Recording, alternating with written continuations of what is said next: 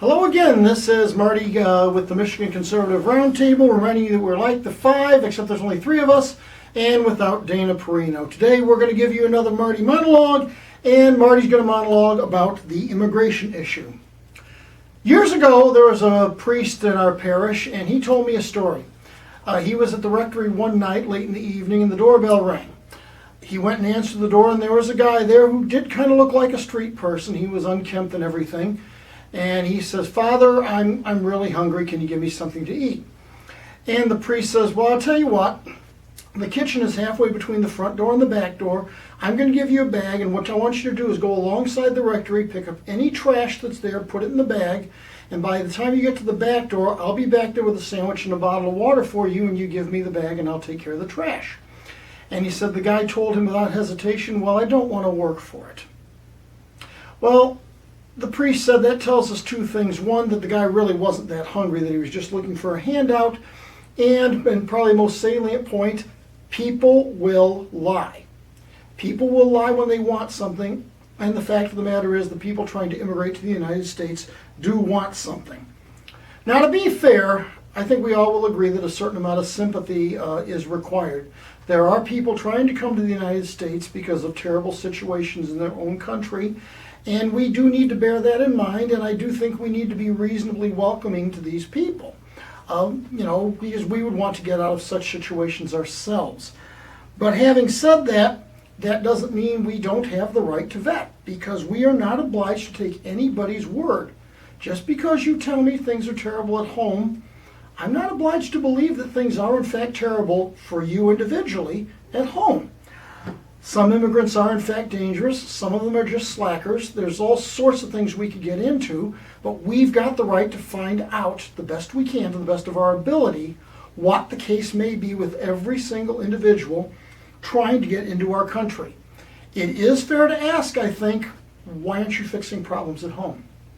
Are things in Guatemala or Honduras or El Salvador or Bangladesh or whatever country you want to throw in here, are they really going to improve if people don't try to stay there and try to improve their own country from inside, just like ourselves as conservatives are trying to improve our own country, the United States, from the inside?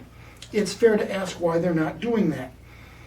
Nevertheless, certain tragedies do happen because of the border issues. Just a few weeks ago, there was the man trying to immigrate by swimming across the Rio Grande with his, I think, 18-month-old toddler daughter, and they both ended up drowning.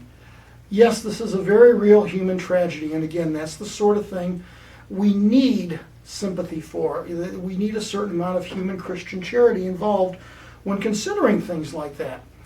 However, I want to say one thing to begin with. That's not the fault. Those deaths are not the fault of the United States or President Trump's. The guy was still trying to come into the country illegally.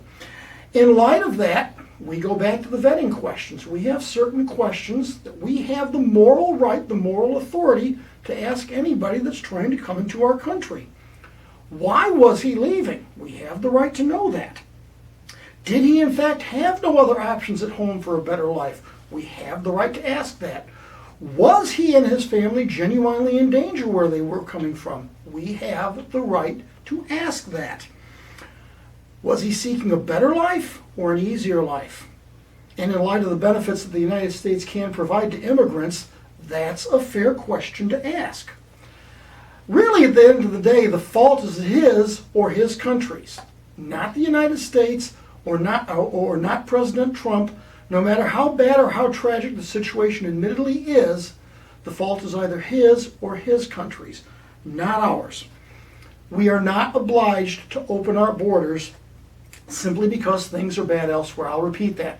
We are not obliged to open our borders merely because things are bad someplace else. The economist Milton Friedman once said that you can have generous welfare benefits or you can have open borders, but you can't have both. And the fact of the matter is the progressives want both, and we can get to the reasons for why they may want them at some other time. But the progressives want both, and the problem there is it's a very dangerous formula because you're asking for moral and literally financial bankruptcy on the part of the United States if we go down that path. that's the Marty monologue for today. As always, please like, comment, get in touch with us. And as we like to say here, be safe, watch your six, and don't tread on me. That kind of